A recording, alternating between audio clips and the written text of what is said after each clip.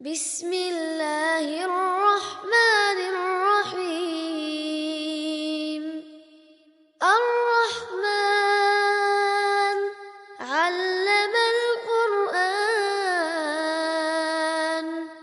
خلق الإنسان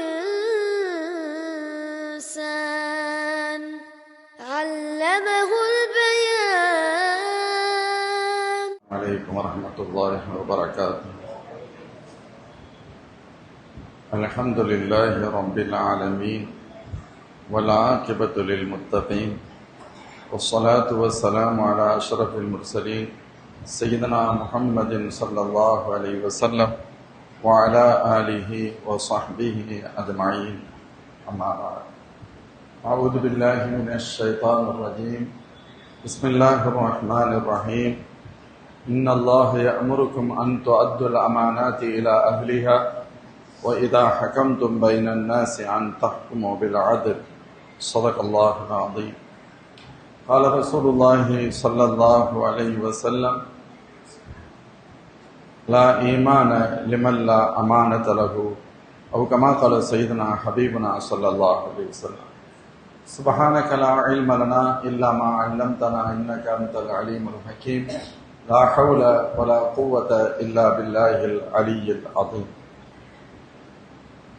அல்லாஹின் நல்லடியார்களே, அல்லாஹ் ஜல்ல ஷான்ஹு வ தஆலா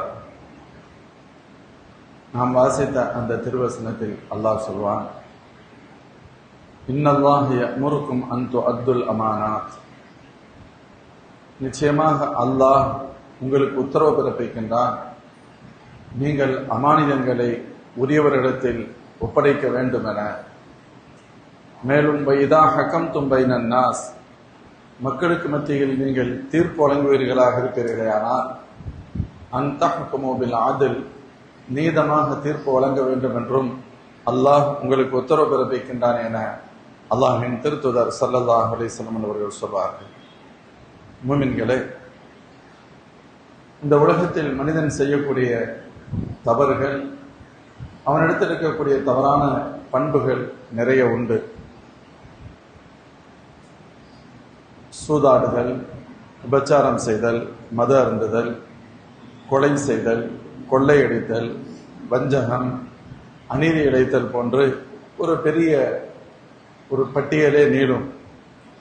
இத்தீமைகள் அனைத்திலிருந்தும் நல்ல மனிதர்கள் தப்பித்துக் கொள்ள வேண்டும் என்பது அதன் பொருள். இத்தீமைகளில் மிகவும் அச்சப்பட வேண்டிய இரண்டு தீமைகளை அல்லாஹ்வின் திருத்தூதர் ஸல்லல்லாஹு அலைஹி வஸல்லம் ஹதீஸில் சொல்வார்கள். ஒரு மோமினிடத்தில் எந்த ஒரு குணமும் ஒருவேளை இருந்து விடலாம். யத்புல் முஃமின் அலல் ஹிலாலி குல்லிஹா இல்லல் ஹியானத வல் கிதுப். ஆனால் அவனிடம் மோசடி, நம்பிக்கைக்கு துரோகம் இழைப்பதும் பொய்யும் அவனிடத்தில் வந்துவிடக் கூடாது, அது இருப்பதற்கு சாத்தியமில்லை என்றார்கள் அல்லாஹ்வின் திருத்தூதர் ஸல்லல்லாஹு அலைஹி வஸல்லம். காரணம், அந்த ஹியானத் எனும் நம்பிக்கை துரோகம், நம்பிக்கைக்கு மாற்றமாக செயல்படுதல், மோசடி செய்யும் குணம் இருக்கிறது. இது ஈமானையே அசைத்து பார்த்துவிடக்கூடியது. அதனால் தான் இது போன்ற தீமைகளிலிருந்து நாம் அல்லாஹ் நம்மை பாதுகாக்க வேண்டும் என்று ரப்பிடத்தில் கேட்டுக்கொண்டே இருக்க வேண்டும். அல்லாஹ்வின் திருத்தூதர் ஸல்லல்லாஹு அலைஹி வஸல்லம் அவர்கள் சொல்வார்கள்: லா ஈமான லிமன் லா அமானத லஹு. யாரிடத்தில் அமானிதத்தை பேணி பாதுகாக்கும் பண்பு இல்லையோ அவரிடத்தில் ஈமான் இல்லை என்ற அளவிற்கு அல்லாஹ்வின் திருத்தூதர் ஸல்லல்லாஹு அலைஹி வஸல்லம் எச்சரிக்கின்றார்கள். முஃமின்களே, மேலும் இந்த ஹதீஸை அறிவிக்கிற அனஸ் ரலியல்லாஹு அன்ஹு அவர்கள் சொல்வார்கள், பெருமானார் ஸல்லல்லாஹு அலைஹி வஸல்லம் எந்த ஒரு பிரசங்கத்தை நபித்தோழர்களுக்கு உரையை நிகழ்த்தினாலும் அதில் பெரும்பாலும் இந்த தகவலை ஸல்லல்லாஹு அலைஹி வஸல்லம் சொல்வார்கள்: லா ஈமான லிமன் லா அமானத லஹு. அமானிதத்தை பேணாதவருக்கு ஈமான் இல்லை என்று அல்லாஹ்வின் திருத்தூதர் ஸல்லல்லாஹு அலைஹி வஸல்லம் சொல்வார்கள் என இந்த ஹதீஸை அறிவிக்கும் அனஸ் ரலியல்லாஹு அன்ஹு குறிப்பிடுவார்கள். இந்த வார்த்தை பெருமானார் ஸல்லல்லாஹு அலைஹி வஸல்லம் இதற்கு கொடுத்த முக்கியத்துவம் நமது ஈமானில் இது எந்த அளவிற்கு தாக்கத்தை ஏற்படுத்தக்கூடியது என்பதை நாம் புரிந்து கொள்ள முடியும். மேலும் நம்பகத்தன்மை, அதற்கு பெயர் அமானிதம் என்று சொன்னால் நம்பகத்தன்மையை பாதுகாத்தல். அந்த நம்பகத்தன்மை என்பது எவ்வளவு கடினமானது, வலிமையானது என்பதை குர்ஆனுடைய இன்னொரு வசனம் சொல்லும். இன்னா அரதுனல் அமானா அல ஸமாவாதி வல் அர்தி வல் ஜிபால் ஃபஅபைன யஹ்மில்னஹா வஅஷ்ஃபக்ன மின்ஹா வஹமலஹல் இன்சான். நாம் வானங்களிலும் பூமியிடத்திலும் மலையிடத்திலும் அமானிதத்தை, நம்பகத்தன்மையை ஒப்படைத்தோம். அவைகள் ஏற்றுக்கொள்ள மறுத்தன, பயந்தன. மனிதன் மட்டுமே ஏற்றுக்கொண்டான் என்று அல்லாஹ் ஜல்ல ஷானுஹு வ தஆலா குர்ஆன் ஷரீஃபில் சொல்வார். அமானிதத்தை பாதுகாத்தல் என்பது அவ்வளவு சற்று கடுமையானது, வலிமையானது. அது மனிதர்களின் உயர் பண்பு என்ற அர்த்தம் இந்த ஹதீஸின் வழியாக, இந்த ஆயத்தின் வழியாக நாம் புரிந்து கொள்ள முடியும். அதனாலதான் சொல்லுவாங்க, எவ்வளவு உதாரணத்திற்கு நம்மிடத்தில் ஒருவர் ஒரு பொருளை கொடுத்து செல்கிறார். ஒரு சாப்பாடு கொடுத்துருக்காங்க, ஒரு பொட்டலை வச்சிருக்கிறார். இதை கொஞ்சம் வச்சிருங்க, நான் அந்த பாத்ரூம் போயிட்டு வரேன்னு சொல்றார். நம்ம என்ன செய்வோம்? எவ்வளவு பசியா இருந்தாலும் அதை தொடமாட்டோம். ஏன்னு சொன்னா அதான் நம்ம நம்பிட்டு போறாங்க. நம்பிக்கை துரோகம் எப்படி செய்ய முடியும்? நம்மளை நம்பிட்டு போகும்பொழுது அதை செய்ய முடியாது. இவர் பசித்திருந்தாலும் சரி, இவரிடத்தில் ஒப்படைக்கப்பட்ட அந்த பொருளை அவர் பாத்ரூம் போயிட்டு வர்றாரு, லேட் ஆயிடுச்சுன்னு சொன்னா கூட வச்சுக்கிட்டே இருப்பார்.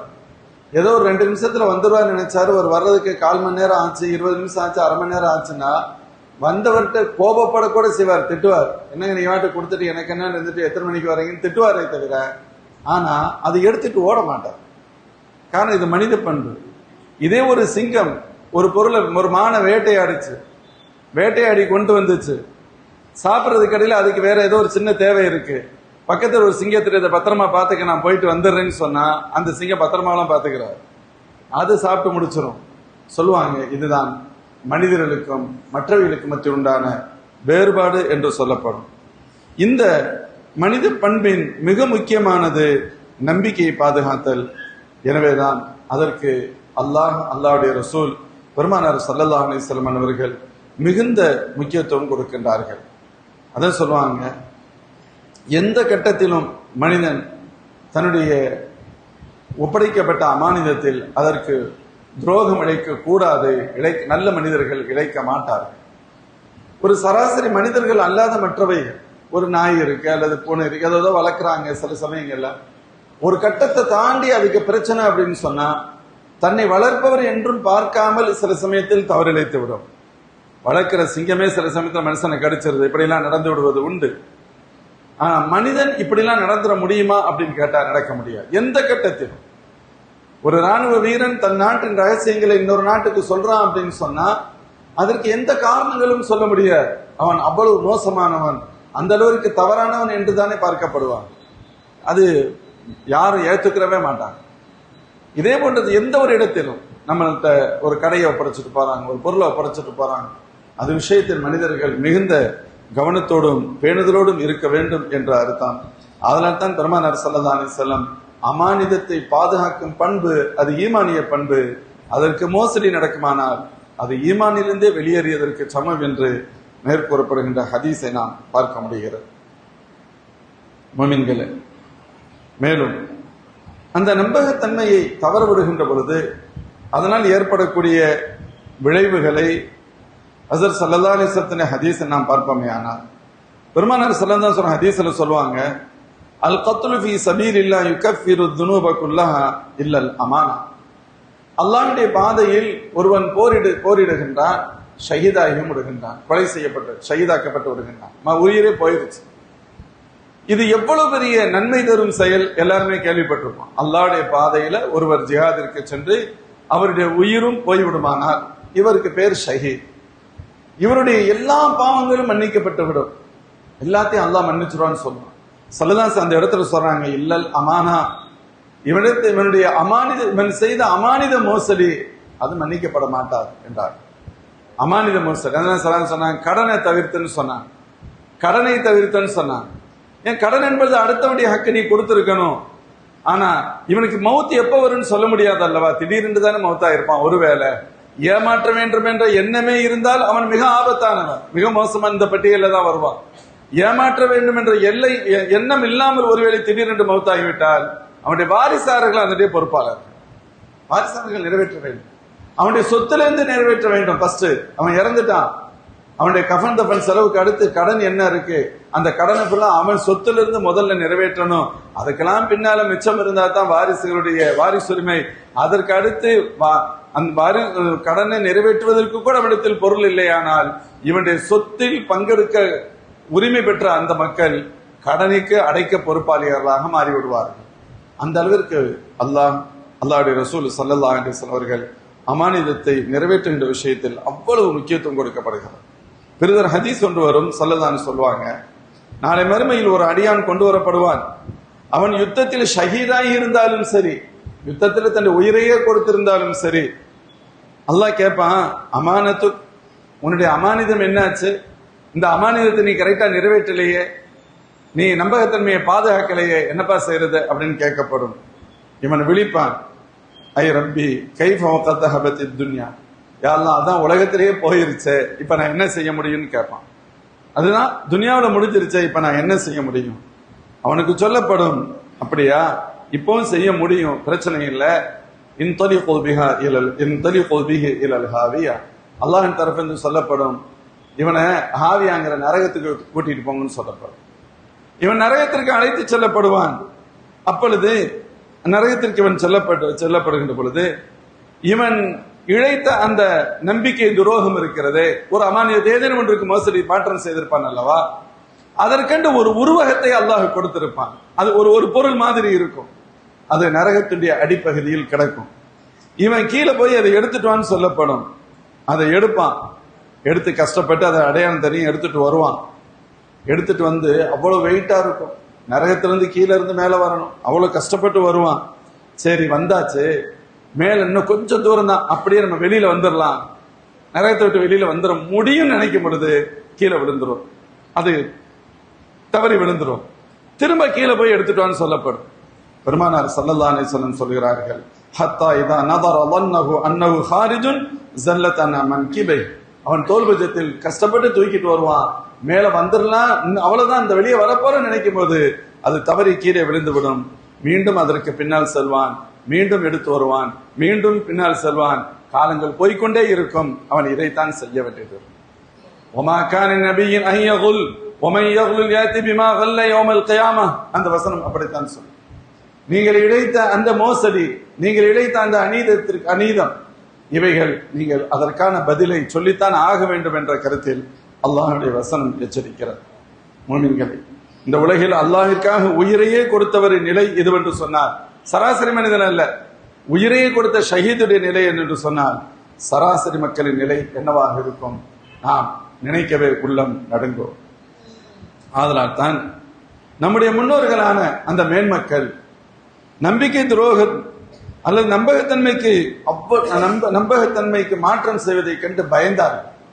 நான் எங்கேனும் நம்பிக்கைக்கு மாற்றம் செய்து விடுவேனோ, அப்படி செய்து விட்டால் என்ன செய்வது என்று அஞ்சி நடுங்குகின்ற நிலை ஏற்பட்டது. அல்லாஹ்வின் திருத்தூதர் ஸல்லல்லாஹு அலைஹி வஸல்லம் இந்த உலகத்தை விட்டு பிரிவதற்கு முன்பு திரும்ப திரும்ப கேட்பார்கள், நான் உங்களுக்கு யாருக்கேனும் நான் அநீதம் இழைத்திருந்தால் சொல்லிவிடுங்கள், உங்களிடத்தில் யாரேனும் நான் பணம் பெற்று திரும்ப தரவில்லையானால் சொல்லிவிடுங்கள், யாருடைய ஹக்குகளும் நிறைவேற்றப்படாமல் இருந்தால் சொல்லிவிடுங்கள். திரும்ப திரும்ப கேட்பார்கள். ஒரு சஹாபி சொல்வார்கள், நான் பெருமானாரிடம் சொல்ல வேண்டும் என்ற எண்ணம் எனக்கு இல்லவே இல்லை, ஆனால் அல்லாஹ்வின் திருத்தூதர் ஸல்லல்லாஹு அலைஹி வஸல்லம் திரும்ப திரும்ப சொன்னதா நான் சொன்னேன், யா ரசூலல்லாஹ், ஒரு கட்டத்தில் என்கிட்ட இத்தனை ரூபா வாங்கி இருந்தீங்க, அதை தர வேண்டியது இருக்கு அப்படின்னு சொன்னேன். ஏன்னு சொன்னா எங்க நபி கவலையில இருக்காங்க, ஸல்லல்லாஹு அலைஹி வஸல்லம் வருத்தப்படுறாங்க, பேருக்கு கேட்கல, அவர்கள் பயந்து இறையச்சத்தில் கேட்கின்றார்கள். நான் அதனால் சொன்னேன். ஸல்லல்லாஹு அலைஹி வஸல்லம் அப்பாஸ் ரலியல்லாஹு மகனார்களை சுட்டி காண்பித்து சொன்னார்கள், தம்பி, அந்த அமானிதத்தை, அந்த ஹக்கை நீ நிறைவேற்றி விடு என்று ஹஜ்ரத் ஸல்லல்லாஹு அலைஹி வஸல்லம் சொன்னார்கள் என்ற ஹதீஸ் வரும். முஃமின்களே, அது ஸல்லல்லாஹு அலைஹி, அப்ப சஹாபாக்கள் எப்படி இருக்கிறார்கள்? ஹஜ்ரத் அமீருல் முஃமினீன் உமர் ரலியல்லாஹு அன்ஹு போன்றவர்களாக இருக்கட்டும், அவர்களை பற்றி பெருமானார் என்ன சொன்னார்? எனக்கு பின்பு நபித்துவம் இல்லை, அப்படி ஒருவேளை நபியாக இருக்குமானால் லகான் உமருல் கத்தாப் ரலியல்லாஹு அன்ஹு நபியன், உமர் அவர்கள் நபியாக இருப்பார். உமர் அவருடைய நாவிலிருந்து அல்லாஹ் பேசுகிறான். உமர் ரலியல்லாஹு ஒரு பக்கத்தில் வந்தால் அந்த பக்கத்தில் இப்லீஸ் கூட வரமாட்டான், ஷைத்தான் வர்றதுக்கே பயப்படுவான். இவ்வளவு சொல்லப்பட்ட மேன்மகனார் ஹஜ்ரத் அமீருல் முஃமினீன் உமர் ரலியல்லாஹு அன்ஹு அவர்கள். ஆனால் தன் மீது வைக்கப்பட்டுள்ள அந்த நம்பிக்கையை துளியளவும் தவறவிட்டு விடக்கூடாது என்பதில் பல்வேறு கட்டங்களில் மிக கவனமாக இருந்திருக்கிறார்கள். அதனால் தான் பல்வேறு சமயங்களில் யாருக்கும் தெரியாமல் பொதுமக்கள் அறியாத நேரங்களில் நகர்வலம் வந்து மக்களின் சூழல்களை அவர்கள் விசாரிப்பது உண்டு, மக்களுடைய நிலைமை அறிவது உண்டு, எங்கேனும் யாருக்கேனும் பாதிப்பு இருக்கிறதா என்று அவர்கள் கவலைப்படுவது உண்டு. ஏன்னு சொன்னா தங்களுடைய ஆட்சிக்கு உட்பட்ட பகுதியில் எங்கு பிழை ஏற்பட்டாலும் சரி அதற்கான பொறுப்பேற்க வேண்டிய தார்மீக கடமை தனக்கு உண்டு என்பதை முழுமையாக விளங்கி வைத்திருந்தார்கள். அதுவே அவர்களின் மிகப்பெரிய சிரமமாக இருந்தது. சொல்லுவாங்க, என்னுடைய ஆட்சியின் கீழ் ஈராக்கினுடைய ஒரு பகுதியின் நதியின் ஓரத்தில் ஒரு நாய் தாகத்தில் இறந்து விடுமானால் கூட அதற்கு பதிலளிக்க வேண்டிய தார்மீக கடமை எனக்கு உண்டு என ஹஸரத் உமர் ரலியல்லாஹு அன்ஹு குறிப்பிடுவார்கள். உமர் ரலியல்லாஹு ஆட்சி காலத்துல பொதுவாக வெளிநாடுகளுக்கு அதிகம் சென்றது இல்லை. ஒரே ஒரு தடவை வெளிநாட்டு பயணம் ஜெருசலம், இன்றைய பலஸ்தீன் இருக்க ஜெருசலத்துக்கு வந்தாங்க. அன்றைய கிறிஸ்தவர்கள் மிகுந்த வற்புறுத்தி கேட்டுக்கொண்டதால் அந்த சாவியை பெறுவதற்காக வந்தார்கள். அப்படி வந்துவிட்டு திரும்புகிறார்கள் மதீனாவிற்கு. திரும்புகின்ற நாளில் என் சொன்னா அப்போனா கொஞ்சம் நாட்கள் ஏற்படும், இன்னைக்கு மாதிரி நினைச்சோன்ன பிளைட் அப்படி வசதிகள் இல்லை அல்லவா. வந்தாங்க. அந்த வந்த நாள்ல அன்று இரவு அவங்க நகர்வலம் செல்கிறார்கள், மக்களுடைய சூழலை பார்ப்பதற்காக செல்கிறார்கள். அப்பொழுது ஒரு மூதாட்டி ஒருவர் கூடாரத்தின் வாசலில் அமர்ந்திருக்கிறார். உமர் ரலியல்லாஹு அவருக்கு சலாம் சொன்னார்கள். அந்த அம்மா பதில் சொன்னார்கள், அம்மா எப்படி இருக்கீங்க, வைக்கிறீங்க, நல்லா இருக்கேன் அப்படின்னு சொல்றாங்க. அப்ப அந்த அம்மா ஒரு கேள்விக்கு திரும்ப கேட்டாங்க இவர்கிட்ட, உமர் வெளியூருக்கு போயிருக்காங்களே, அவங்க திரும்பி வந்துட்டாங்களான்னு கேட்டாங்க. உமர் வெளியூர் சென்று இருக்கிறாரே, அவர் திரும்பி வந்து விட்டாரா என்று கேட்டார். ஹஸரத் உமர் நாயகம் தான் தான் உமர் ரலியல்லாஹு என்று காட்டிக் கொள்ளாமல், ஆமாம்மா உமர் ரலியல்லாஹு அவர் நன்றாக இருக்கிறார், அவர் எப்படி இருக்கிறாரு, வந்துட்டாரான்னு கேட்கிறாங்க. நல்லா இருக்கிறாரு, அவர் வந்துட்டார், மதீனாவுக்கு வந்துட்டாரு அப்படின்னா, அவர் மதீனாவுக்கு வந்துட்டாரு அப்படின்னு அந்த கட்டத்தையும் கூட பாருங்க, போய் பேசல. ஏன்னா அவங்கள்ட்ட இருந்து விஷயத்த தெரியணுமேங்கிறதுக்காக இப்ப நம்மளா இருந்தா என்ன சொல்லுவோம், அப்படியா அவர் இன்னும் வரலமா சொல்லுங்க அப்படின்னு சொல்லி இருப்போம். அவங்க சொல்றாங்க அவர் வந்துட்டார், மதீனாவுக்கு வந்துட்டாரு அப்படின்னா, மதீனாவுக்கு வந்துட்டார், அவ்வளவுதான், மதீனாவுக்கு வந்துட்டாருமா அப்படின்னு சொன்னாங்க. சொல்லிட்டு அந்த அம்மாட்ட உமர் கேட்டாங்க, ஏதோ இவங்க ஏதோ ஒண்ணு பேச நினைக்கிறாங்களா என்னன்னு தெரியல அப்படின்னு நினைச்சு, அம்மா உமரை பற்றி நீங்கள் என்ன நினைக்கின்றீர்கள் என்று கேட்டார்கள். உமரை பற்றி என்ன நினைக்கின்றீர்கள் அப்படின்னு கேட்கிறாங்க. அதற்கு அந்த தாயார் ஒரு வார்த்தை சொன்னாங்க. அவங்க சொன்ன ஒரு வார்த்தை, யாஹாதா லா ஜஸாஹுல்லாஹு அன்னி கைரா, அப்படியா என் மூலமாக அவருக்கு எந்த நன்மையும் அல்லாஹ் தரமாட்டான் என்று கருதுகிறேன் அப்படின்னா, என் மூலமாக அல்லாஹ் அவருக்கு எந்த நன்மையும் தரமாட்டான் என்று கருதுகிறேன் அப்படிங்கிறான். அதிர்ச்சி அடைந்த உமர் ரலியல்லாஹு கேட்கிறாங்க, ஏமா அப்ப நான் சிரமத்தில் இருக்கேன், என்னை எனக்கு உதவி கிடைக்கலையே அப்படின்னு சொன்னேன். நான் சிரமத்தில் இருக்கேன், எனக்கு உதவி கிடைக்கலையே அப்படின்னு சொன்னேன். வயசான அம்மா.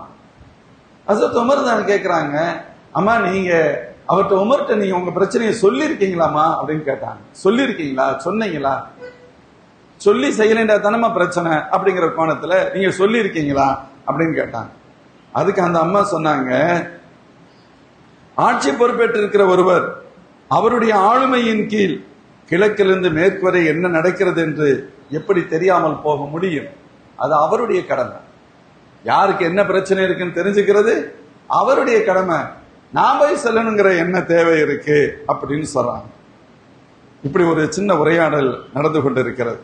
அது உமர் தான் பத்தி சொன்னாங்க, இந்த நாட்டில் வயதான அம்மாக்களோட தன்னுடைய நப்சை பார்த்து சொல்றாங்க, உமர் உன்னை விட நிறைய பேர் புத்திசாலிகள் இருக்காங்க, கவனமா இருந்துக்க. உன்னை விட ரொம்ப பேர் அறிவாளிகள் இருக்கிறார்கள். இந்த நாட்டின் வயதான தாய்மார்கள் கூட உன்னை விட ரொம்ப புத்திசாலிகள் என்று தனக்கு தானே தன்னுடைய நப்ச மறைமுகமா பேசுறாங்க. இந்த நேரத்துல ஹஸரத் அப்துல்லாஹ் இப்னு மஸ்ஊத் ரலியல்லாஹு அன்ஹு, ஹஸரத் அலி ரலியல்லாஹு அன்ஹு போன்ற இரண்டு சஹாபாக்கள் அஸ்ஸலாமு அலைக்கும் அமீருல் முஃமினீன் அப்படின்னாங்க. அவங்களுக்கு என்ன நடந்துகிட்டு இருக்குன்னு தெரியாது. அஸ்ஸலாமு அலைக்கும் அமீருல் முஃமினீன் அப்படின்னாங்க. அஸ்ஸலாமு அலைக்கும் அமீருல் முஃமினீன் உடனே இந்த அம்மா கொஞ்சம் பதட்டமா இயல்புதானே இருக்கும். என்னடா இது, இவங்க தான் அமீருல் முஃமினீன், அவங்கள்ட்டயே நம்ம என்ன செஞ்சுட்டோம், இப்படி நம்ம வெளிப்படையா நம்ம பேசிட்டோமே அப்படின்னு அவங்க கவலைப்படுறாங்க.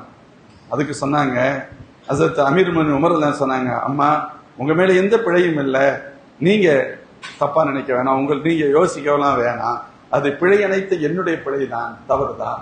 அப்படி சொல்லிட்டு நீங்க இப்ப பாதிக்கப்பட்டுட்டீங்க, உமர் மூலமா உங்களுக்கு பாதிப்பு ஏற்பட்டுருச்சு, அதுக்கு ஈடாக நான் என்ன நஷ்ட ஈடு தரணும் அப்படின்னு கேட்கிறான்.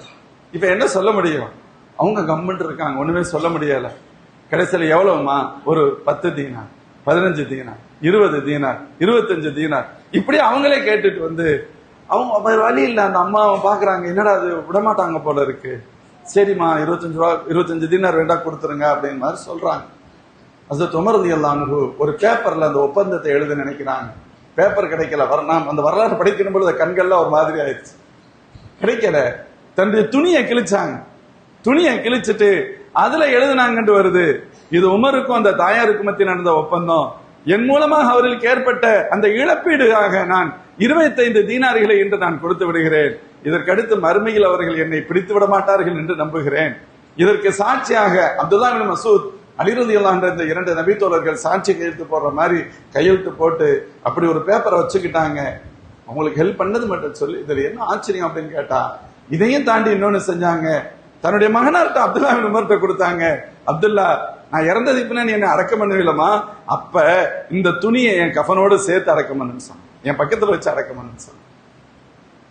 அப்பொழுது ஏன் என் மீது வைத்த அந்த நம்பிக்கை, அந்த நம்பிக்கையை நான் சரியா நிறைவேற்றாமல் போய்விட்டேன். ஆட்சி அதிகாரத்தில் இருப்போம், எனக்கு அந்த தார்மீக கடமை இருக்கிறது. யோசிச்சு பாருங்கள் என்ன நடந்துகிட்டு இருக்கு உலகத்துல என்ன நடந்துகிட்டு இருக்கு. பாதுகாக்க கடமைப்பட்டவர்களே குளிபறிக்கின்ற நிலை, சாகடிக்கின்ற நிலை, எவ்வளவோ எவ்வளவோ எவ்வளவோ. அல்லாஹ் பாதுகாக்கணும். இந்த ஹதீஸ், இந்த தகவல் ஒரு மோமினிடத்தில் இருக்க வேண்டிய நம்பகத்தன்மை எவ்வளவு அவசியம், அதற்கு பங்கம் ஏற்பட்டு விடாமல் பாதுகாக்க வேண்டிய தார்மீக கடமை அவனுக்கு எவ்வளவு இருக்கிறது என்பதை நாம் புரிந்து கொள்ளலாம். மேலும் சகோதரர்களே, இதுல நேரம், ஜும்மாவுடைய நேரம் விரிவா சொல்ல முடியாது.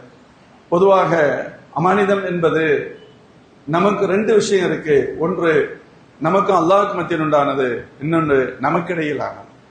ஒன்று அல்லாஹ்வுக்கு நமக்கு மத்தியில் உண்டானது. எல்லாமே அமானிதம். சொல்லுவோம், அஸ்ஸலாத்து அமானா, அல் வுது அமானா, அல் வஸ்னு அமானா, வல் கைலு அமானா, வஅத்தத அஷ்யான். ஸல்லல்லாஹு பல கட்டங்கள் ஒவ்வொன்றா சொன்னாங்க. வுது அமானிதம், வுதுவை கரெக்டா பண்ணணும். சும்மா பேருக்கு நீ தண்ணி புள்ள ஊத்திட்டு கை கழுவ வேண்டிய இடத்துல தண்ணி படல, முகத்துல ஒரு பகுதி படலைன்னு சொன்னா வுதுவே நிறைவேற. தொழுகை அமானிதம், அதற்கான முறையாக பேணுதலாக தொழ வேண்டும். நிறுவை அளவு அழுத்தலும் நிறுத்தல் அமானிதம், மோசடி செஞ்சிட முடியாது. அல்லாஹ் சொன்னா வயலுல் லில் முத்தஃபிஃபீன், அளவையில் ஏற்றத்தாழ்வு செய்பவர்களுக்கு ஸ்பெஷல் நரகம் உண்டு. வியாபாரிகளை பார்த்து எச்சரிக்கப்படுகிறது. நீங்க நினைக்கிறீங்க அப்படியே 1 கிலோக்கு பாருமா 900 கொடுத்துட்டு 10 பேர்ட்ட இப்படி அடிச்சோம்னு சொன்னா 1 கிலோ காசு வந்துருமேன்னு சொல்லி, 1 கிலோ காசு அல்ல, 100 கிலோவுக்கான நரக நெருப்பு அது. இன்னல்லதீன யஅகுலூன அம்வாலல் யதாமா ظுல்மன் இன்னமா யஅகுலூன ஃபீ புதூனிஹிம் நாரா. அனாதை சிறுவர்களின் பொருளை தகுதி இல்லாமல் நீங்கள் உண்ணுவீர்களே, ஆனால் நீங்கள் உண்ணுவது சாப்பாடு அல்ல, நரகத்தின் கங்குகளை விழுங்குகிறீர்கள் என்று அல்லாஹ் எச்சரிக்கை. நீங்க எங்கே பேணுதல் இருக்கிறது? யாருக்காக வசூல் செய்யப்பட்டது, யாருக்காக உருவாக்கப்பட்டது, எதற்கான பொருள், எதை பற்றியும் கவலை இல்லை. உன் பாக்கெட் இருந்து என் பாக்கெட்டுக்கு வந்துதான் எனக்கு சொந்தமானது என்ற ஒரு நிலை அப்படின்னு சொன்னா அல்லாஹ் பாதுகாக்கும். பேணுதல், எச்சரிக்கை மிக அவசியம். தோழர்கள், ஒவ்வொரு விஷயம் அல்லாஹ் ஜல்ல ஷானுஹு வ தஆலா நமக்கு இந்த உடல் உறுப்புகளை தந்திருக்கிற, இதுவும் கூட அமானிதம். நாம் பெற்றிருக்கின்ற கண்கள், நாம் பெற்றிருக்கும் காது, நாம் பெற்றிருக்கும் செவி, நாம் பேசும் திறன், அல்லாஹ் இந்த சக்தியை நமக்கு கொடுத்திருக்கிறானே, எல்லாமே அமானிதம். அதனால அல்லாஹ் ஸல்லல்லாஹு அலைஹி அம்ருக்கும் அன் துஅத்துல் அமானாத்தி இலா அஹ்லிஹா, அமானிதங்களை ப்ராப்பரா ஒப்படைங்க. நமக்கு இன்னைக்கு அமானிதம் என்றவுடன் தெரிவது, யாராவது கொடுத்துட்டு போன காசை பத்திரமா வச்சுக்கணும், யாராவது கொடுத்துட்டு போன பொருளை பத்திரமா வச்சுக்கணும். அது அமானிதம், மாறுபட்ட கருத்தை இல்லை. அது மட்டுமே அமானிதம் அல்ல. எங்கெல்லாம் நீங்கள் நம்பிக்கைக்கு உரியவராக இருக்க வேண்டுமோ அங்கெல்லாம் நீங்கள் உங்களுடைய நம்பிக்கையை பாதுகாக்க வேண்டும். நான் ஆட்சியாளர், என் மீது மக்கள் நம்பிக்கை வைத்திருக்கிறார்கள், நான் பாதுகாப்பேன், அவங்களுக்கு நான் பொறுப்பாளன் என்று அந்த நம்பிக்கையை நான் நிறைவேற்ற வேண்டும். நான் நீதிபதி, நான் நீதமாக நடப்பேன் என்று மக்கள் நம்புகிறார்கள், அந்த நம்பிக்கையை நான் நிறைவேற்றித்தான் ஆக வேண்டும். ஒவ்வொரு கட்டத்திலும் என்ன பார்த்து நீங்க நினைக்கிறீங்க இவர் ஏமாத்த மாட்டார், நீங்க நினைக்கிறீங்க, அது நம்பிக்கை. அதனால் நீங்கள் சில காரியங்களை செய்யலாம். அந்த நம்பிக்கைக்கு நான் மோசடி செய்வதே ஆனால் என்னை விட கேவலமானவன் யாரும் இல்லை. அல் முஸ்தஷீர் வல் முஸ்தஷார் முத்தமன், அல்லாஹ்வின் திருத்துதர் ஸல்லல்லாஹு அலைஹி சொல்வார்கள், ஆலோசனை கேட்பவரும் ஆலோசனை கொடுப்பவரும் கூட அமானிதத்தை பாதுகாக்க கடமைப்பட்டவர்கள். எத்தனையோ பிரச்சனையை சொல்லி ஒருத்தருக்கு ஒருத்தர் நம்ம பேசிக்கிறோம். உங்களுடைய மன இறுக்கத்தை போக்குவதற்காக அல்லது நல்ல ஆலோசனைகளை பெறுவதற்காக என்னிடத்தில் பேசி இருக்கலாம். அதில் குடும்ப தகவல்கள் இருக்கலாம், பல்வேறு விஷயங்கள் இருக்கலாம், வெளியில சொல்ல முடியாத தகவல்கள் இருக்கலாம். நான் இப்போ பரவாயில்ல, எனக்கு ஒரு மேட்டர் கிடைச்சிருச்சுன்னு நான் நினைச்சா என்னை விட கேவலமான உலகத்தில் யார் சொல்லலாம். அப்ப அமானிதம் என்பது காசு பணம் மட்டுமல்ல, நீங்கள் பேசிக் கொள்கின்ற தகவல்கள் மட்டுமல்ல. சுருக்கமாக சொன்னால், எங்கெல்லாம் நீங்கள் நம்பிக்கைக்கு உரியவரோ அந்த நம்பிக்கையை பாதுகாக்க வேண்டிய தார்மீக கடமை நமக்கு உண்டு. இன்னைக்கு பாருங்க, எங்கேயாவது பயப்படுறோம். ஒரு பொருள் சுகர், ஒரு ஸ்வீட் இருக்கு, இதுல சர்க்கரையே கெடுதி என்பது வேறு. சர்க்கரை இருக்குமா சாக்கரியம் இருக்குமாட்டே தெரியல, அப்புறம் எப்படி நிம்மதியா இருக்க முடியும்? டீ சாப்பிடுறோம், இது டீ தூளா அல்லது புளியம் கொட்ட வேண்டிய எதுவா தெரியல, நம்பிக்கை போயிருச்சு. நாம் பயன்படுத்துகின்ற எண்ணெய்களில் எச்சரிக்கின்றார்கள்.